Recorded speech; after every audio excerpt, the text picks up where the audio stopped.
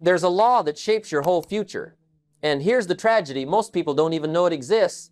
But the law works anyway. Ignore it, and it will quietly take your dreams and leave you broke. Obey it, and it will multiply your life beyond what you thought possible.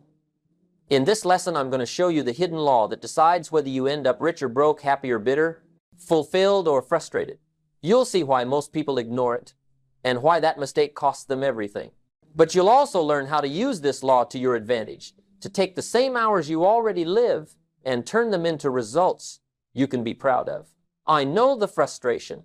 You work hard, you try your best, you hope things will turn out better, and yet the years pass, and not much changes. Maybe you've wondered if success is luck, if wealth is only for the chosen few. Let me tell you, it isn't luck, it's law. The same law that governs the farmer's harvest governs your future. Most people never learn this. They curse the effect while nourishing the cause. But once you see it, once you learn to live by it, everything begins to change. So here's what we're going to cover. First, I'll reveal the hidden law itself and why it quietly controls every outcome in your life. Then I'll show you the mistakes most people make that guarantee the law works against them. After that, we'll talk about how to plant the right seeds, daily discipline, small choices, the majors instead of the minors. And finally, I'll give you a challenge, simple but powerful, that could mark the turning point of your entire life if you take it seriously. Along the way, I'll share the exact lessons that turned me from broke at 25 into a millionaire by 31. And before we finish, I'll leave you with one question, the question that decides whether you ignore this law and stay broke, or you learn it and change your whole future. Here's something most people completely miss. Life runs on law, not luck. It doesn't matter if you understand the law. It doesn't matter if you even believe in it. It's at work anyway. And the tragedy is, while most people are blaming circumstances, waiting for luck, or wishing for a break, the law of sowing and reaping is quietly shaping their entire future. It shapes your income. It shapes your health. It shapes your relationships. It shapes your destiny. And it doesn't care about your intentions. It only cares about your actions. That's the hidden law. You reap what you sow. Not what you want, not what you hope, not what you pray for. You reap what you sow. Now let's talk about the stakes. Imagine a farmer who walks out into his field in the spring, and instead of planting corn, he scatters weeds. At harvest time, he stands there scratching his head, wondering why he doesn't see rows of golden corn. It would be absurd, wouldn't it? Yet that's exactly how most people live. They sow hours into distractions. They sow money into consumption. They sow effort into minor things, and then they stand in the autumn of their lives asking, why didn't it work out for me? Why am I broke, bitter, and behind? It's not bad luck. It's not unfairness. It's the law paying them back exactly what they planted. I had to learn this lesson myself. When I was 25, I was broke, and I mean broke. Behind on my promises, embarrassed in front of my family, a grown man, unable to buy a $2 box of Girl Scout cookies. And at the time, I thought my problem was luck, or the government, or the company I worked for. But then I discovered the truth. It wasn't them. It was me. I was breaking a law I didn't even know existed. I was sowing neglect, and I was reaping regret. I was sowing wasted hours, and I was reaping empty results. That's when it finally hit me. If I wanted a different harvest, I had to plant different seed. Now, maybe you're listening to this and thinking, but Jim, I've been working hard for years and I'm still not seeing the results. And I understand that frustration, but let me challenge you. Hard work by itself isn't the secret. You can work hard at the wrong things and still end up empty-handed. You can run fast in the wrong direction and still end up nowhere. The law doesn't reward effort alone. It rewards the right effort in the right field. And that's why this lesson matters so much. Because once you see the law, once you understand it, you realize you're not stuck. You can start planting new seed today. And here's another part most people don't understand. The law works quietly. It doesn't pay back instantly. You don't plant today and harvest tomorrow. There's always a season in between. That's why people get careless. They waste a day, they waste a week, they waste a month. And they think it doesn't matter because nothing breaks. But just wait. The law is patient. The law remembers. The law delivers at the right time. And when it does, it gives you exactly what you planted, no more, no less. So let me ask you, what are you sowing right now? In your habits? In your health? In your relationships? In your finances? Because whether you realize it or not, the law is at work, and harvest time will come. The only question is, will you be proud of what shows up in your field, or will you stand there embarrassed, like I did at 25, wishing you had planted something different? But here's the hopeful part. Once you accept this law, you realize something powerful.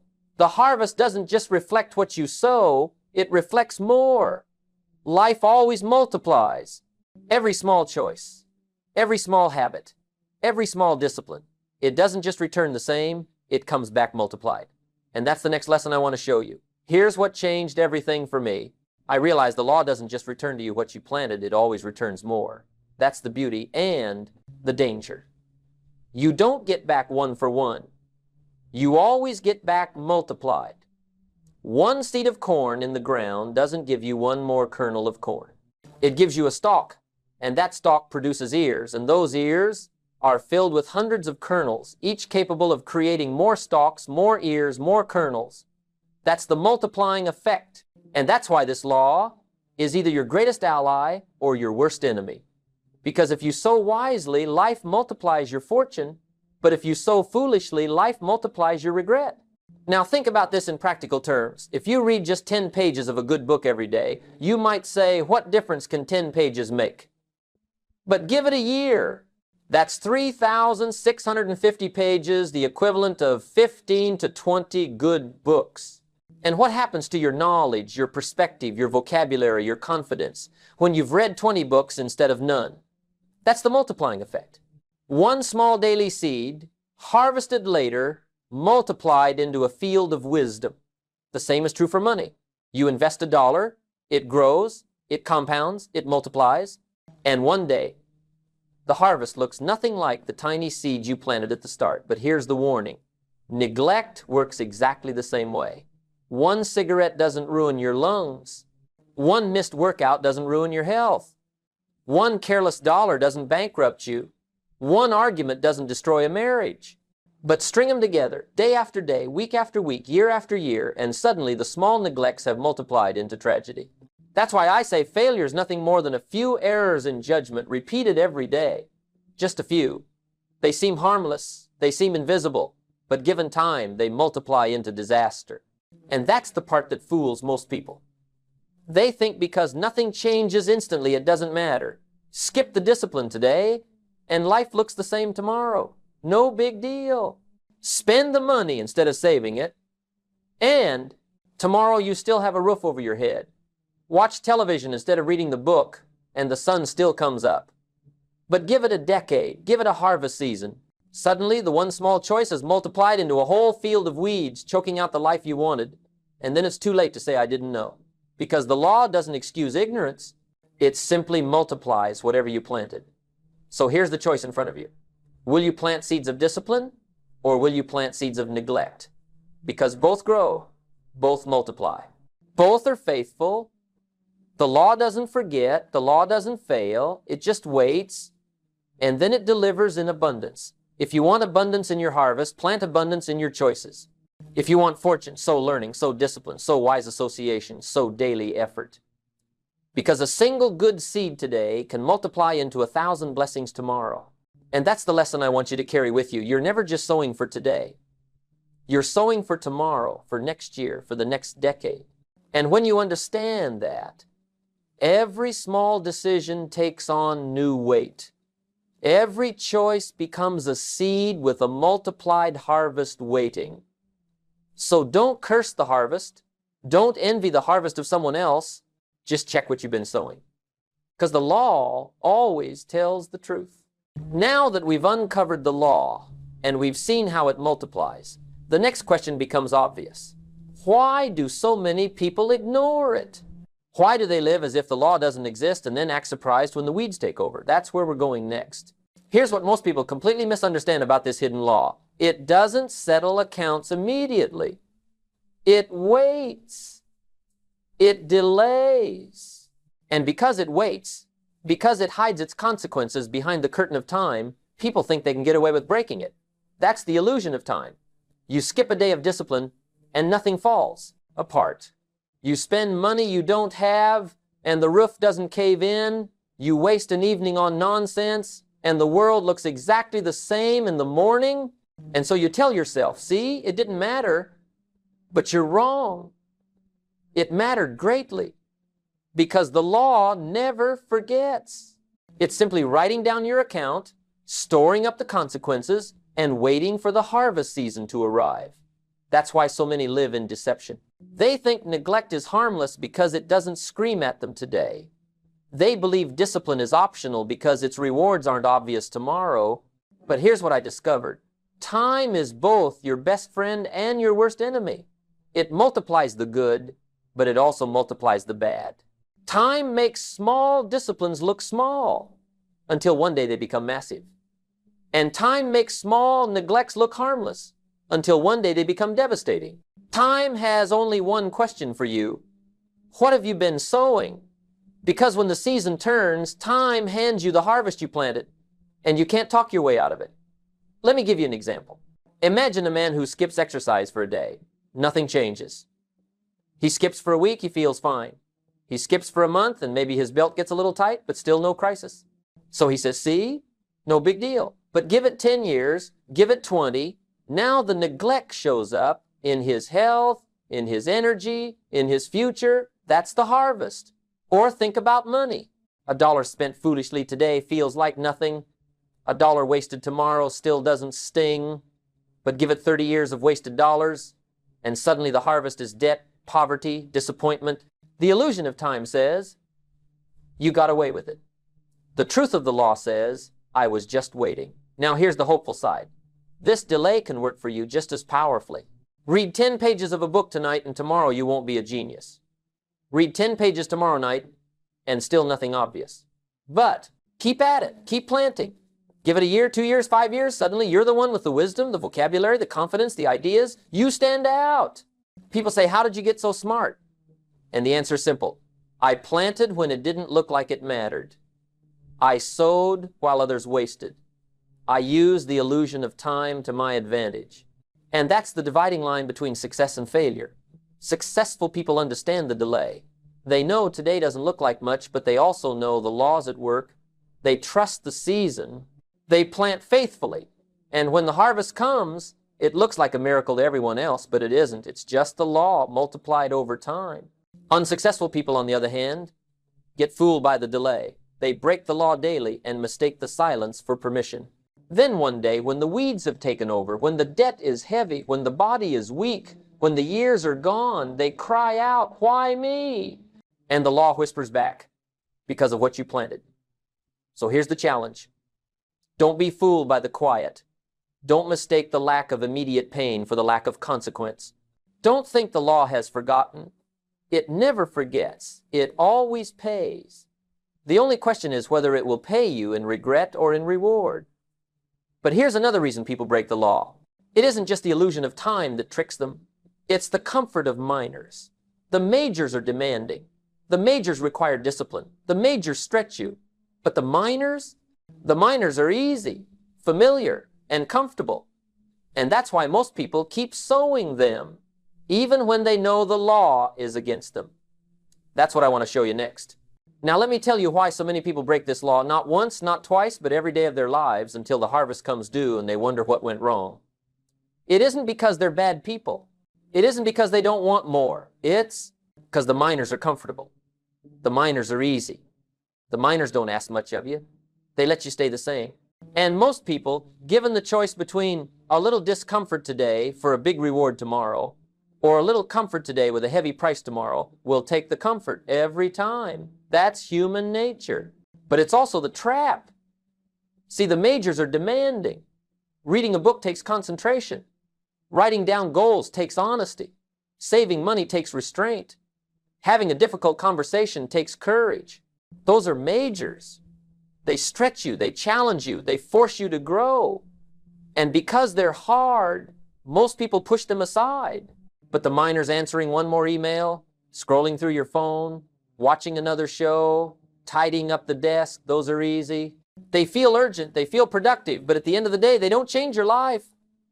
And because they're easy, we keep choosing them. Let me ask you something.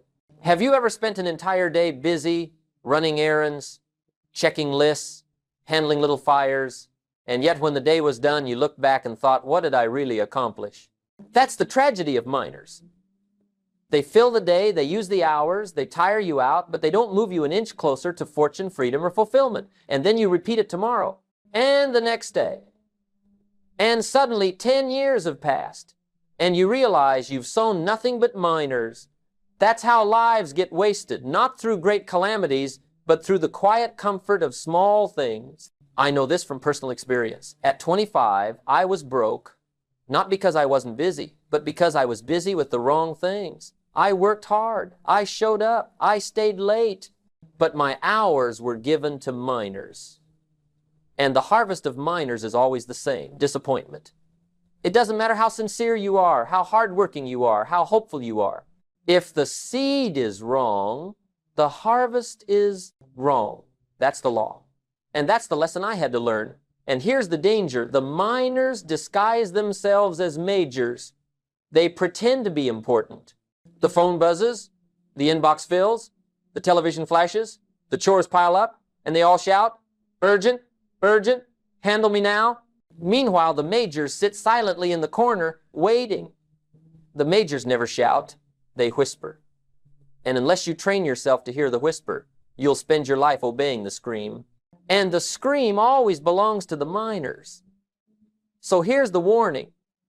If you don't discipline yourself, the miners will discipline you. They'll eat your hours, they'll drain your energy, they'll crowd out your potential, and they'll leave you with nothing but regret. But here's the good news. The moment you decide to give major time to major things, everything begins to change. The same hours, the same days, the same life, only now you're sowing majors. And the harvest of majors is fortune, growth, fulfillment, and pride. Now, if ignoring the law keeps you broke, the obvious question is, how do you begin to use it to shape a better future? How do you start sowing seeds that pay you back, not just now, but for years to come? That's where we're going next. Because it's not enough to see the problem. You've got to learn how to live in harmony with this law. Now, we've seen what happens when you ignore the law. We've seen how neglect multiplies, how miners rob you, how the illusion of time tricks you. But here's the good news. The law works both ways. It doesn't just punish, it rewards. It doesn't just multiply weeds, it multiplies wheat. And once I discovered that, it changed everything. Because I realized I could start planting new seed. I didn't have to stay trapped in regret. I didn't have to keep reaping what I had sown before. The moment I changed what I planted, I changed what I harvested. And that's the opportunity I want to give you, to learn how to plant the right seeds. So what are the majors? What are the seeds that if you sow them daily will build the life you really want? Let me name them. The first is your philosophy. How you think, how you interpret events, how you decide what matters. Your personal philosophy is the foundation of everything else. If your philosophy is wrong, your disciplines will be wrong. Your habits will be wrong. Your results will be wrong.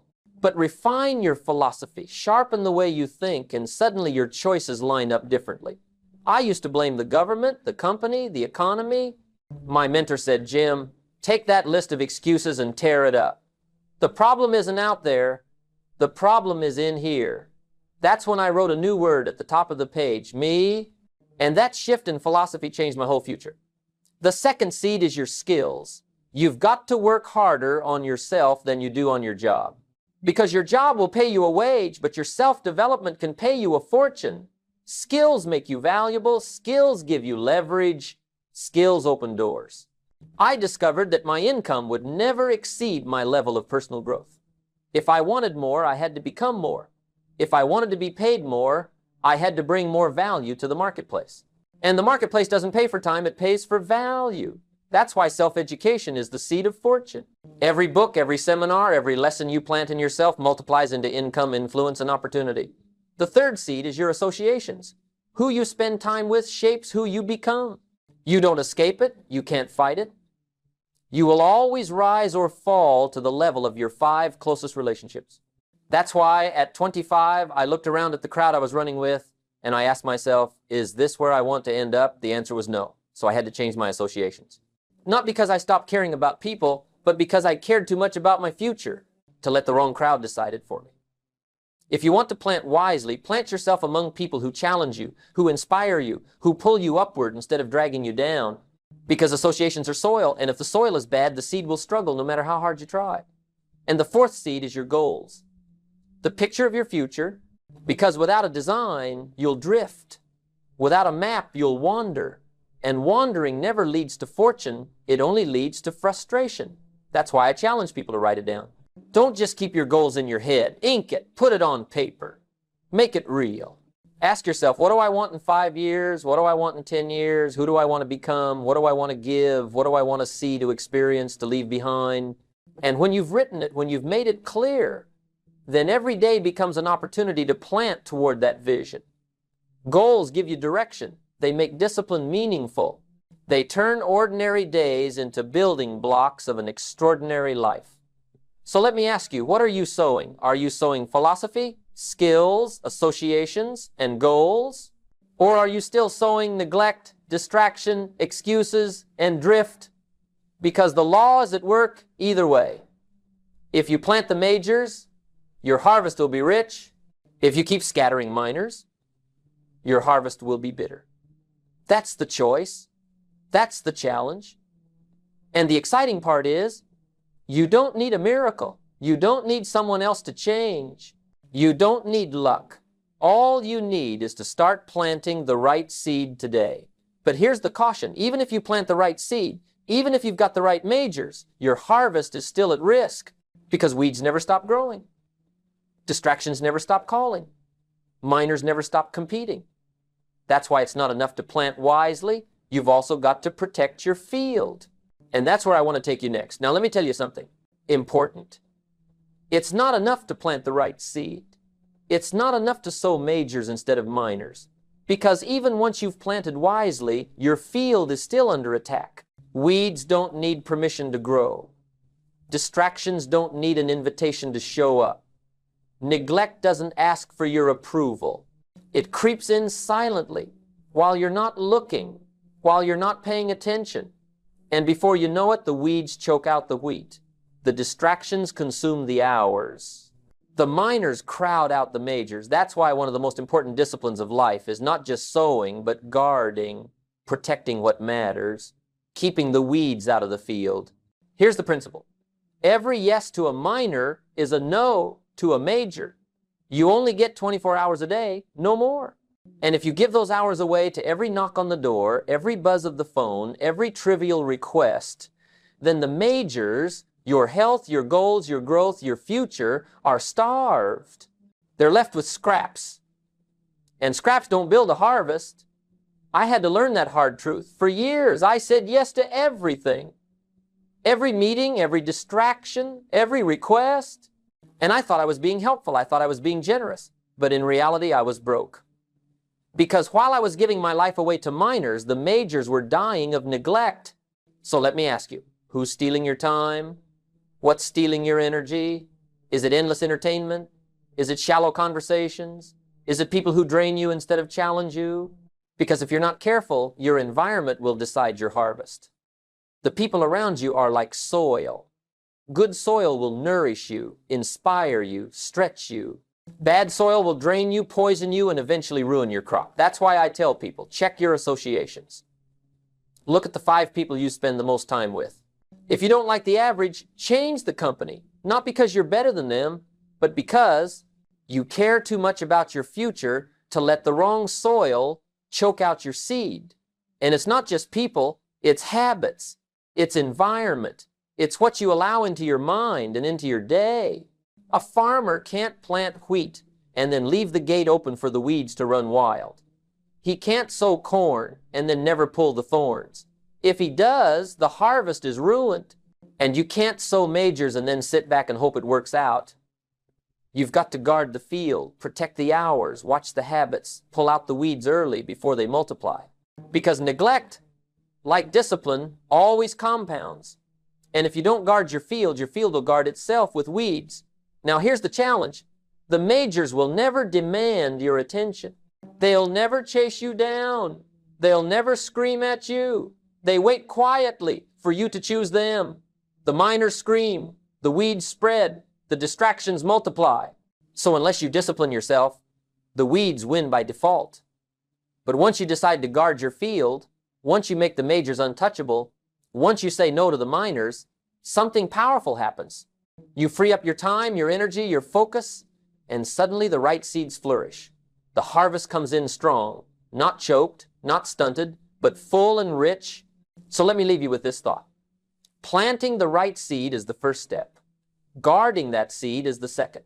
And once you've planted and protected, there's only one thing left, the discipline to keep doing it. Not once, not occasionally, but daily, faithfully, consistently. Because discipline is what keeps the law working in your favor. And that's where we're headed next. Now, here's what I finally came to understand. Discipline is the bridge between goals and accomplishment. It's the one thing that makes the law of sowing and reaping work in your favor instead of against you. You can know the law, you can admire the law, you can even talk about the law, but if you don't have the discipline to plant the seed, water the soil, pull the weeds, and stay with it until the harvest, then all you'll ever have is theory. And theory doesn't pay the bills. Theory doesn't build a future. Only discipline does that. Discipline is the bridge you must cross every single day to get from where you are to where you want to be. Here's what I noticed in myself. At 25, I had all kinds of goals. I had dreams. I had promises I made to my family. I told my wife we were going to live the good life, but I had no discipline. And without discipline, my goals were nothing but wishes. They weren't plans. They weren't commitments. They weren't real. And that's why the law wasn't working for me. I was planting neglect, not discipline. I was hoping for corn while sowing weeds. And that's when I realized if I wanted to change the harvest, I had to change the habits. Now here's why people resist discipline. Discipline always asks for a price today. It asks you to do what's hard now so you can have what's easy later. But most people flip it around. They do what's easy now and then live with what's hard later. And that's why I say, the pain of discipline weighs ounces, but the pain of regret weighs tons. Discipline costs you minutes. Regret costs you years. Discipline costs you a little comfort. Regret costs you a lifetime. And once you've carried both, you'd choose discipline every time. So let me give you a picture. Two men wake up in the morning. One chooses discipline. He reads a few pages, makes the call, eats the right food, puts away $1, speaks kindly to his wife. Small things, but disciplines. The other chooses neglect. He scrolls through his phone, skips the reading, delays the call, eats junk, spends the $1, and snaps at his wife. Small things, but neglects. By the end of the day, they look the same. By the end of the week, not much difference. But give it 5 years, 10 years, 20 years, the difference is staggering. One man has wisdom, wealth, health, love, and influence. The other has regret, debt, weakness, and bitterness. The difference isn't luck. It isn't chance. It's discipline. And here's the secret. Discipline attracts discipline. Once you start one, it multiplies into others. Start reading, and suddenly you want to exercise. Start saving, and suddenly you want to work harder. Start speaking kindly, and suddenly your relationships improve. Discipline builds momentum, and momentum is a force of its own. Once it's working, life gets easier, not harder. Neglect also multiplies. Skip one discipline, and soon you're skipping others.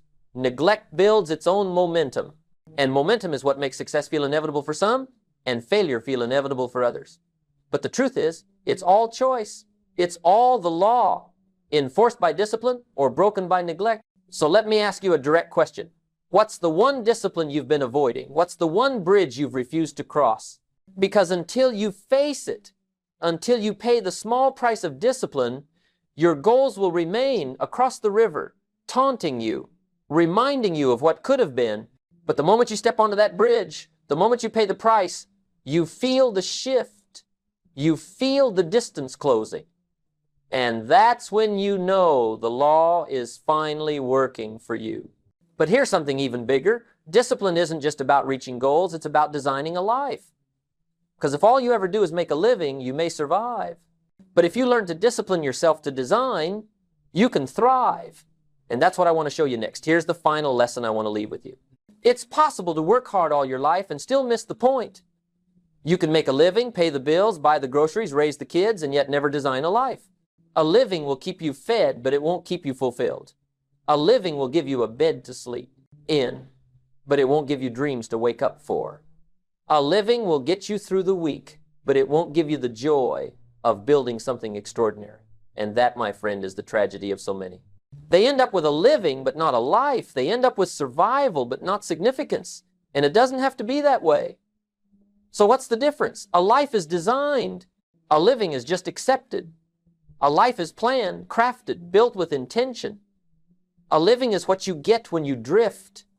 If you don't design your own life, someone else will design it for you. And you know what they've got planned for you? Not much. That's why you can't leave it to chance.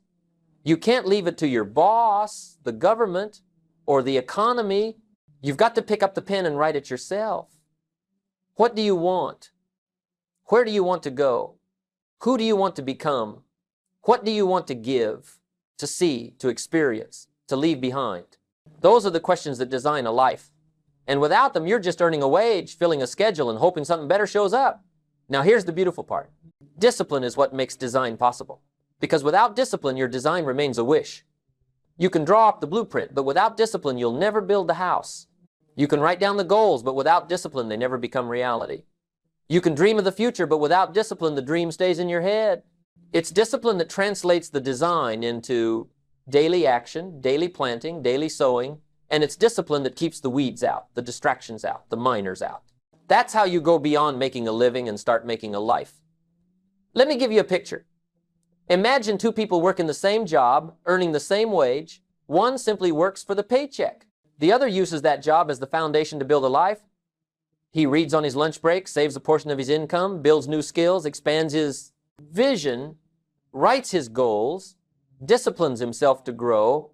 10 years later, one has nothing but a decade of pay stubs. The other has a business, a library, a family full of memories, and a future full of opportunities.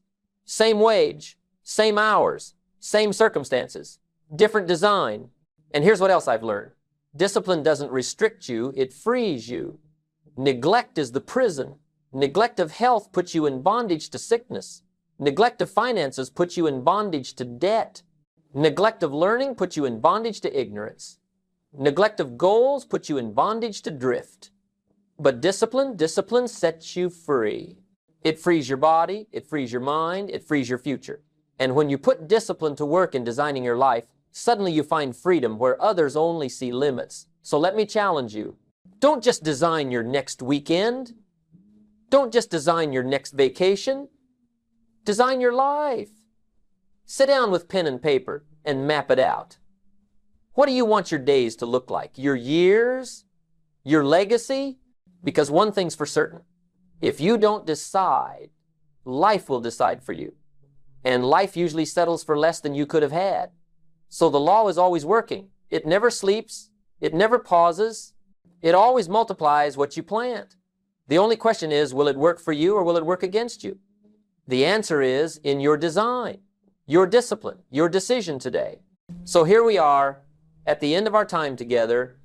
We've walked through the hidden law that quietly shapes your whole future. We've seen how it works without fail, without exception, without pause.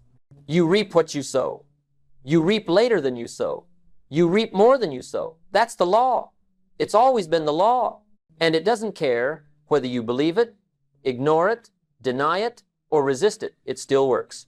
We've seen how most people break it because of the illusion of time, because neglect doesn't hurt right away, because discipline doesn't reward right away. We've seen how the minors whisper comfort while the majors demand growth, and how so many trade their future away for small comforts in the present. We've seen how to live in harmony with the law by planting the right seeds, philosophy, skills, associations, goals, and then guarding that field so the weeds don't choke the harvest. And we've seen that the bridge that makes it all real, the bridge that carries you from dreams to reality, is called discipline. That's the journey we've taken together. So let me say this as plain as I can. Your future is not shaped by luck. Your future is not shaped by chance. Your future is shaped by the seeds you plant every day and by the discipline you use to protect them. That's the truth. That's the law. And once you accept that, you stop waiting for someone else to fix it. You stop blaming the government, the company, the economy. You stop envying someone else's harvest. Instead, you go to work in your own field. You plant your own seeds. You guard your own ground. And you trust the law to work for you instead of against you. And here's my affirmation for you. Give major time to major things. Protect your hours like treasure, because they are. Sow wisely, protect fiercely, and stay disciplined. Every small act of discipline, every wise seed, every courageous yes to the majors and no to the minors will one day multiply into a harvest that will make you proud. That's not hype. That's not theory. That's the law. Now here's the challenge, and I want you to take it seriously. Tonight, not tomorrow, not next week, but tonight, sit down with a piece of paper and write down one major seed you've been neglecting. Just one. Don't overwhelm yourself with 10. Just one. Maybe it's your health. Maybe it's your finances. Maybe it's your learning. Maybe it's your relationships. Whatever it is, write it down. And then tomorrow, give it the first hour of your day. Not the leftovers, not the scraps, not the late night fatigue, the first hour. And if you'll do that, if you'll give just one major seed the best of your attention, you'll feel the law begin to shift in your favor. You'll feel the momentum. You'll feel the pride of discipline. And once you feel that, you'll never want to go back. But before we close, let me give you one last open loop, one last door to walk through. Because even if you understand this law, even if you begin planting wisely, even if you build discipline, there's still one reason most people never reach their goals. They set goals, they write them down, they talk about them, but they never cross the bridge into accomplishment. And in my next lesson, I'm going to show you why that is. I'm going to show you the missing link between setting goals and achieving them. And once you see it, you'll never look at your future the same way again. So don't stop here. Don't let this be just another good talk you listened to and then forgot. Take the challenge tonight and then join me in the next video. Because if this law is the foundation, then the next lesson is the door. And if you'll walk through it, I promise you your whole life could change.